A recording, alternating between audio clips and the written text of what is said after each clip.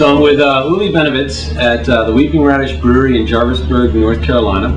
And it's a Bavarian style brewery, and I want to talk to Uli about that, what it's like to, he started back in 1986, and what it's like to start a Bavarian style brewery in North Carolina, way back at the sort of dawn of microbrewing.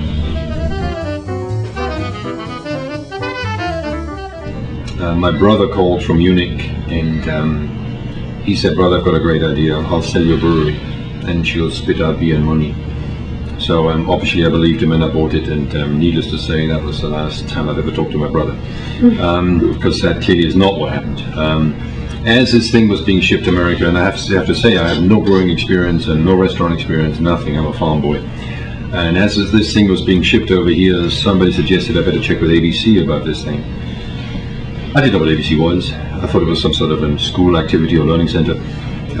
Turns out to be alcohol beverage control. I didn't know that this country has an alcohol police force. I didn't know that existed in the civilized world, but it does. And I met with ABC in Raleigh, and which is the capital of North Carolina, and they were very nice. And when I explained that I wanted to build a little brewery in Manteo, and they said, "Well, what a great idea, but it's illegal."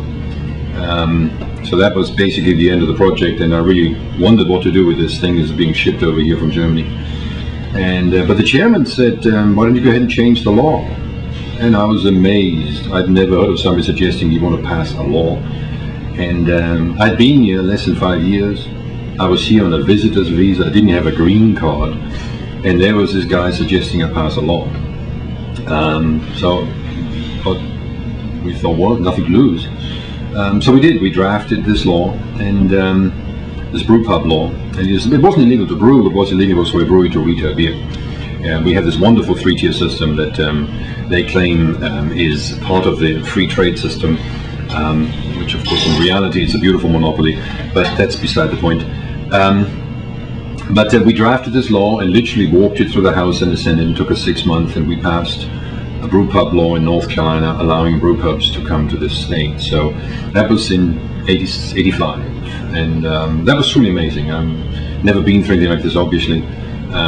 It's probably got to be the only law that was ever passed in this country without a single attorney hour being billed. We literally drafted it ourselves with the help from the ABC legal counsel, and we literally walked it through ourselves, through the hearings, through the House, through the Senate.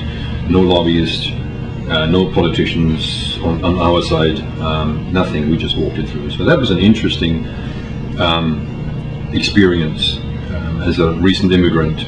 And by now, by the way, I'm not just a green card holder, but I'm actually a citizen by now, 20-something years later. So the Germans know them all. There's no question about it. The malting profession is a completely separate profession. You can buy all the barley you want to, but the skill level, the craft level is in beer. You have two crafts involved. One is the malting of the product, and the other one is the brewing of the product. But they're two completely different crafts involved. I will keep on talking about crafts because I feel very strongly that what this is, it is not a factory. This is a craft. There's a big difference in it. Some of the mega breweries do not employ craftsmen. They have engineers and chemists working, but this is craft brewing. And it's interesting, when we started this in '86, there really weren't any craft brewers in this country. And this whole craft of brewing has come back over the last 20 years, which is fascinating, because I really feel very strongly that the German craft education system is second to none. I think in America, our secondary education system and universities are second to none, but the Germans have a craft system that is phenomenal, and that applies not just to beer but also to meats, but we'll get to that later on. So there are two crafts, the malting and then the actual brewing.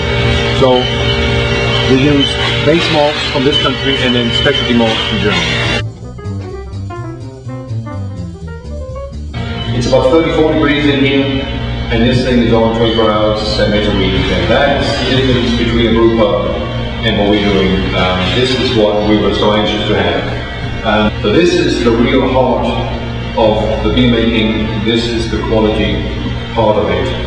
This is the aging part of it. So we are truly proud of this facility because it allows us to age so much more. For example, we're brewing beer right now. By the middle of this month, every tank, we only have 2 tanks that are not full yet, but by the middle of this month, everything will be full. So the goal is not to brew in March if you need to be in April, but the goal is to fill this room up at all times, and then as soon as one tank is used, refill it quickly to maximize the aging time you're spending in this room. That is the goal of this operation. We're actually changing our system right now. I'm very excited about that. We already do a refill program on our other bottle, the 1 liter flip top, but we're just introducing a refill program on the half liter as well. So we'll probably be the first brewery, I think we'll probably be the first brewery that does 100% refill. Every one of our bottles you will bring in, we will give you credit for against the next bottle. We don't believe in we believe in recycling, but recycling of glass is actually environmentally not very relevant, because the biggest factor, environmental factor with glass, is the energy cost, because the raw material is basically sand. And if you recycle the glass bottles, they get smashed, and all you've done is basically save a pile of sand, but the energy consumption to reformulate recycled glass is the same as soluble scrap. That's why the reuse concept is so important, not the recycling concept when it comes to glass. And as you may know, in Bavaria, everything is reused. They have a complete reuse system, and that's exactly what we're striving for, is a 100% reuse and no recycling. I don't want to smash any glass, if we can possibly help it. You buy your bottle, you own your bottle, bring your bottle back, we refill, and you get $2 credit against your next bottle. And we have about a 30% refill rate. Considering our average customer lives 200 miles away, that is absolutely amazing. If we would have local clientele, the refill rate would be a lot higher. We wash those bottles right here. We've converted the dishwasher to high temp, so we can wash and sanitize the bottles, and then we fill them right here. This is an Italian champagne bottle filler that we're using for these bottles. It's been very, very successful, and it's been our most loyal program we've had for a long time. Note, we don't do 6-packs. I'm glad we don't. I never want to do 6-packs. That is just something that, in my opinion, doesn't really work for small breweries, because the packaging cost of having to have a bottle label, a neck label, a carrier and a case in a small brewery is just economically not viable.